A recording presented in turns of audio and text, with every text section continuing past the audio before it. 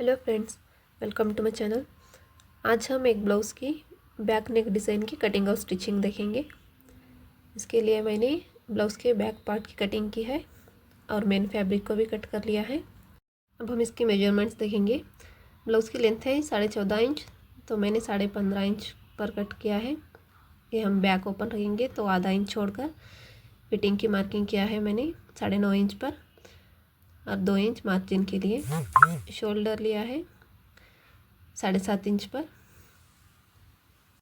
ये हम बोट नेक बनाएंगे, इसलिए मैंने 7.5 इंच का शोल्डर लिया है और आर्म होल लिया है 6.5 इंच पर। आप अपने साइज़ के हिसाब से आर्म होल ले सकते हैं। नेक विड्थ लिया है मैंने 4 इंच पर। यहाँ से आधा इंच हम शोल्डर डाउन करेंगे और इसकी कटिंग कर लेंगे।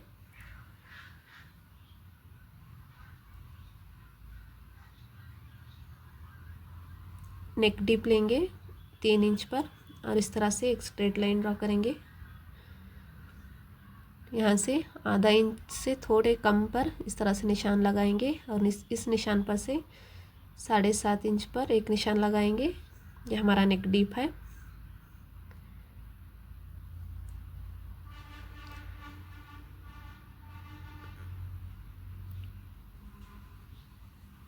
यहाँ से हम आधा इंच बढ़ाकर नेक विड्थ लेंगे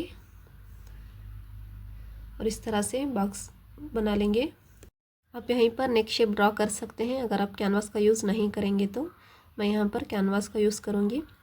इस तरह से कैनवास के सेंटर को ब्लाउज़ की फोल्डिंग पर मिलाकर रखेंगे। फिर इन सारी लाइंस को कैनवास पर भी ड्रॉ करेंगे इस तरह से।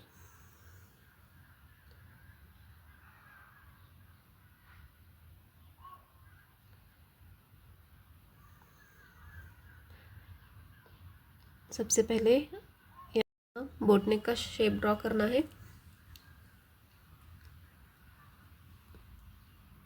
और यहाँ से 1.5 इंच या 1.25 इंच पर इस तरह से निशान लगाकर नीचे की तरफ इस तरह से गोलाई में शेप बनाएंगे।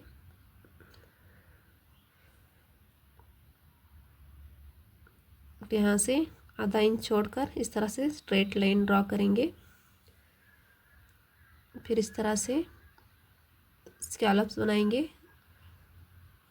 आप अपने हिसाब से छोटे या बड़े स्कैलप्स को ड्रॉ कर सकते हैं। अगर थोड़ा स्पेस बच जाए तो आप इस लाइन से कवर कर सकते हैं।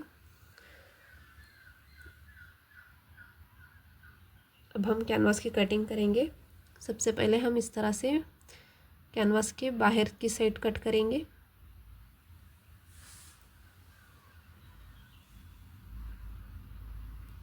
अंदर की साइड कटिंग करने के लिए पहले इस तरह से अच्छे से पिन्स लगाएंगे। फिर इस तरह से पूरे नेक की कटिंग करेंगे।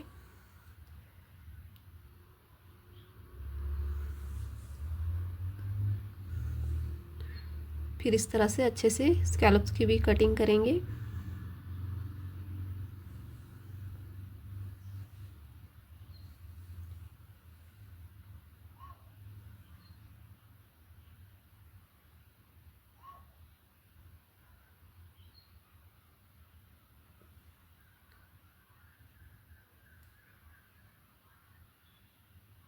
इस तरह से कटिंग करने के बाद इसे हम सेंटर से अलग करेंगे क्योंकि अब हमें ये बैक ओपन पर बनाना है। अब हम इस लाइनिंग को लेंगे और सेंटर से अलग करके 2 पार्ट्स बनाएंगे। अगर आपका फैब्रिक ट्रांसपेरेंट नहीं है तो आप डायरेक्टली कैनवास को लाइनिंग पर अटैच कर सकते हैं। ये मेरा मेन फैब्रिक ट्रांसपेरेंट है तो मैं पहले इसे लाइनिंग पर अटैच करूँगी।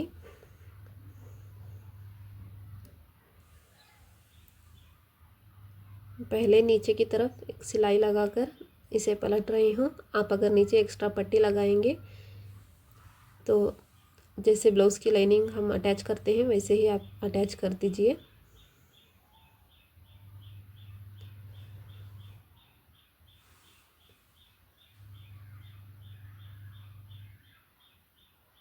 इस इस तरह से पूरी लाइनिंग को अटैच करने के बाद हम एक्स्ट्रा फैब्रिक को कट करेंगे।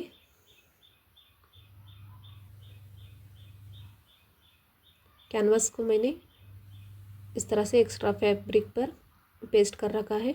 पहले इस तरह से बाहर की तरफ अच्छे से कटिंग करेंगे,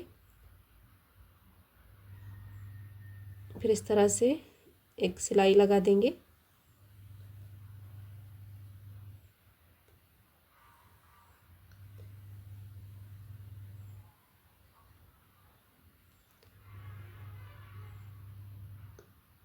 अब हम इसे ब्लाउज़ पर इस तरह से सीधी साइड रखकर अटैच करेंगे।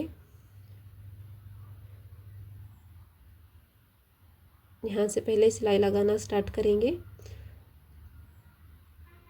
फिर यहाँ पर पहले से बनाई हुई डोरी को कैनवास के नीचे रखेंगे, फिर इस तरह से अच्छे से लॉक करते हुए पूरे डिज़ाइन पर अच्छे से सिलाई लगा देनी है।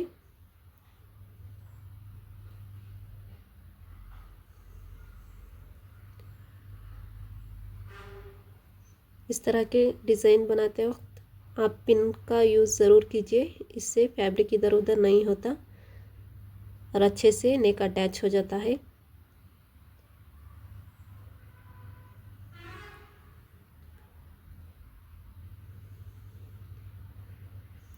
इस तरह से पूरे नेक को अटैच कर देना है।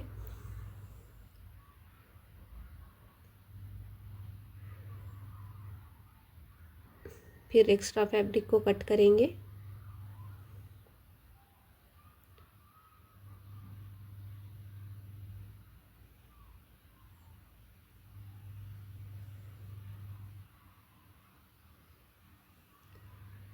एक्स्ट्रा फैब्रिक को कट करने के बाद इस तरह से एक एक कट लगाएंगे।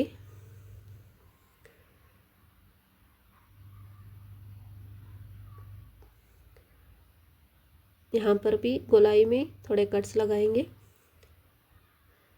और इस तरह से पलट लेंगे। इस तरह से मैंने एक पार्ट रेडी किया है, इसी तरह से दूसरा पार्ट भी रेडी कर लिया है। अब हम इस पर हुक पट्टी और हुकाई पट्टी अटैच करेंगे।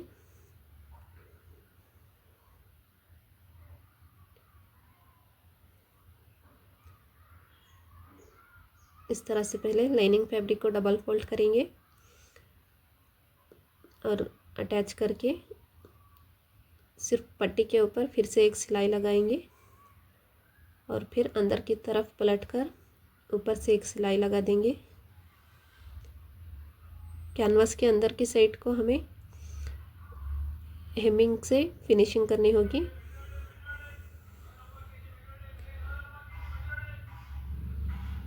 इस तरह से हमने छोटी सी पट्टी रेडी की है लाइनिंग फैब्रिक को और मेन फैब्रिक को अटैच करके इस फैब्रिक को मेन फैब्रिक के उल्टी साइड रखेंगे और इस तरह से पहले हाफ इंच की दूरी पर एक सिलाई लगाएंगे, फिर सीधी तरफ पलटकर 2 फोल्ड करेंगे।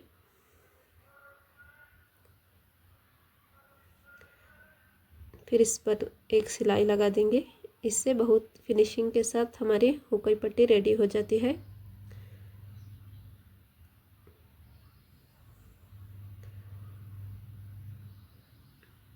इस तरह से हमारे दोनों साइड्स रेडी हो चुके हैं, बस हमें इस पर लटकन लगाना बाकी है और इस तरह से पूरा डिज़ाइन रेडी हो चुका है। अगर आपको ये डिज़ाइन पसंद आया है तो प्लीज़ वीडियो को लाइक कीजिए और चैनल को ज़रूर सब्सक्राइब कर लीजिए। पूरा वीडियो देखने के लिए थैंक यू।